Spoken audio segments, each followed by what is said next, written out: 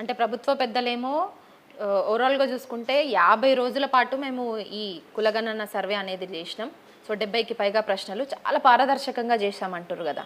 మరి మీరేమో అసలు తప్పుల తడక అనేసి అంటారు. మరి ఏది వాస్తవం? అంటే ప్రభుత్వానికి ఇందులో చిత్తశుద్ధి లేదు మొదటిది. రెండోది ఇక్కడ ఒక కుట్ర ఉంది.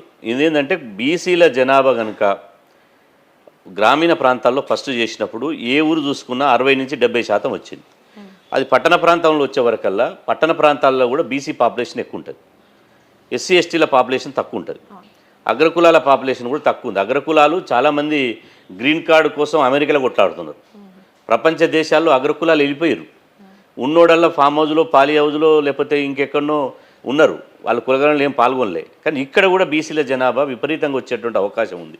మొత్తంగా చూస్తే 60 నుంచి 2014 సమగ్ర కుటుంబ సర్వేలో 61% వచ్చిన బీసీలు 10 సంవత్సరాల తర్వాత 65-70% వచ్చే పరిస్థితి వచ్చింది. ఇంత జనాభా బీసీలో ఉంటే ఈ పిడికెడు శాతం లేనోళ్ళు రాజకీయ అధికారం ఎట్లా ఉంటారు?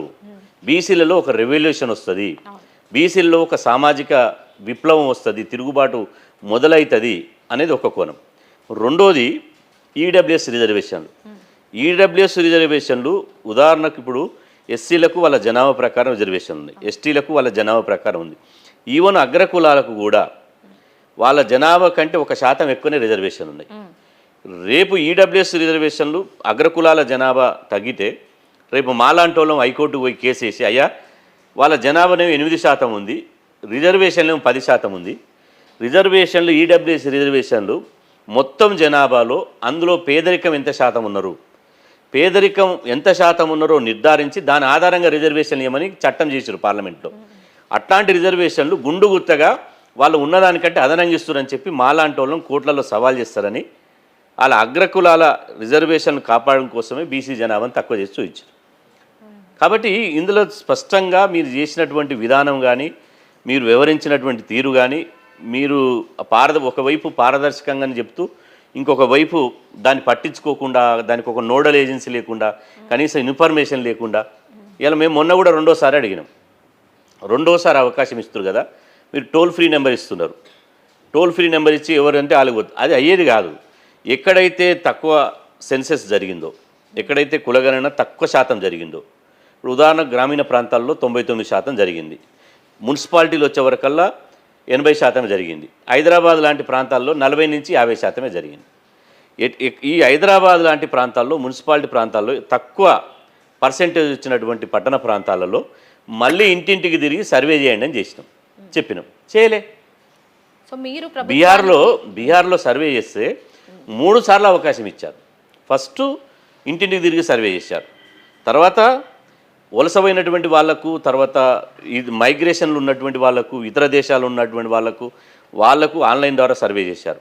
ఆ తర్వాత ఎక్కడికక్కడ 3వసారి మళ్ళీ స్కూళ్ళల్లో, తర్వాత మున్సిపాలిటీలలో, చౌరస్తాలలో ఎక్కడికక్కడ ఆన్లైన్ అది కులగణన ఫారాలు అందుబాటులో పెట్టారు. పగడబందిగా చేశారు. అక్కడ ప్రతిరోజు ముఖ్యమంత్రి గారు సమీక్ష చేశారు. ఇక్కడ ఎవరు ఆరంభ శూరత్వం తప్ప మళ్ళీ పట్టించుకున్నోడు లేడు. కాబట్టి సరే, ఇప్పుడు మీరు కులగణన మేము చేసినాము అని చెప్పి అంటున్నారు, అంతటితో ఆగితే అయిపోతుంది. మళ్ళీ వంగబెట్టి గుద్దుతా, ఇలా నిలబెట్టి తొక్కుతా అంటే ఏంటిది? అది చేసి వంగబెట్టి గుద్దాలంటే నిన్నే గుద్దాలి. నువ్వు చేసిందే తప్పు. రేవంత్ రెడ్డి గారు ఇప్పుడు నువ్వు కరెక్ట్ చేయకుండా అవతలను వంగబెట్టి చర్చకు రా, నేను దేనికైనా రెడీ. మీరు చేసినటువంటి లెక్కలు తప్పని నేను నిరూపిస్తా. ఎవరైనా వస్తారా? నిజంగా సీఎం రేవంత్ రెడ్డి మాట్లాడినటువంటి మాటలు ఎక్కడికి దారితీస్తాయి?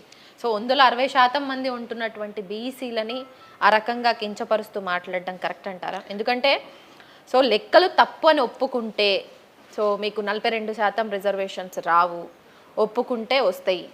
సో తప్పన్న వాళ్ళందరినీ కూడా ఒంగబెట్టి గుద్దుతా, ఇట్లాంటి మాటలు అసలు ఎక్కడికి దారితీస్తాయి అన్న? ఇప్పుడు 3 ఏళ్ళు ఆగితే ఎవరు ఒంగబెట్టి గుర్తారో ఎవరు అర్థమవుతుంది. మళ్ళీ సాధారణ ఎన్నికలు వస్తాయి, అసెంబ్లీ ఎన్నికలు వస్తాయి. అప్పుడు వంగబెట్టు కాదు కదా, పాతాళంలోకి దూకేస్తారు. అప్పుడు అర్థమవుతాయి. ఇప్పుడు నోరుంది కదా, మైక్ ఉంది కదా, ముఖ్యమంత్రి హోదాలో ఉండి కూడా నేను అట్లా మాట్లాడతాను, ఏది పడితే అది మాట్లాడితే నడవదు.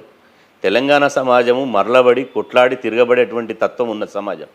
నాజీలను, నవాబులను, రజాకార్లను పైజాముడిన దాకా పరుగులు దించినటువంటి చరిత్ర తెలంగాణ సమాజానికి ఉంది.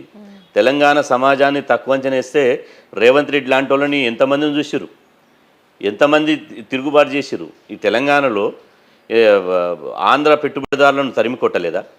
అదేవిధంగా తెలంగాణ రైతాంగ సాయుధ పోరాటం చేసి ఇలా కాసిం రజ్జు లాంటి వాళ్ళని రజాకారులను తరిమి కొట్టలేదా? అదేవిధంగా నక్సల్బరీ ఉద్యమం చేసి భూస్వాములను పెట్టుబడిదారులను తరిమి కొట్టలేదా? ఇలా మీరు ఉన్న ఫలంగా కోరుకున్న ప్రభుత్వం కాదు ఇది.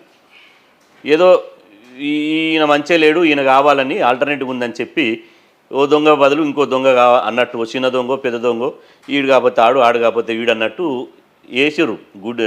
గుడ్డెద్దు చేలబడ్డట్టు వచ్చింది.